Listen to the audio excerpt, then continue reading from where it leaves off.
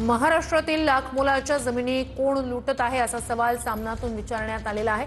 महाराष्ट्राच्या राजकारण्यांसह त्यांच्या मुलांचाही जमिनीवर ताबा मिळवण्याचा उद्योग आहे।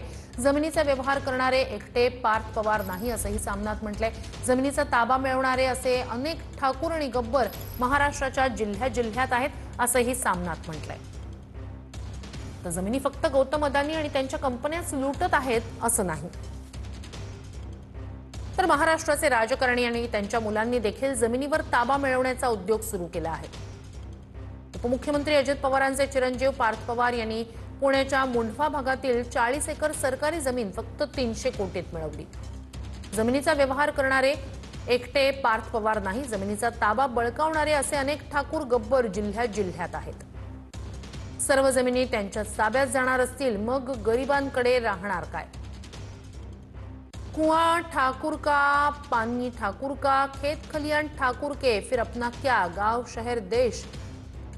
ओमप्रकाश वाल्मिकींच्या कवितेत जे सांगितलंय तेच खरं। जमीन पार्थची आपला फक्त महाराष्ट्र, धारावी अदानीची आपली फक्त मुंबई।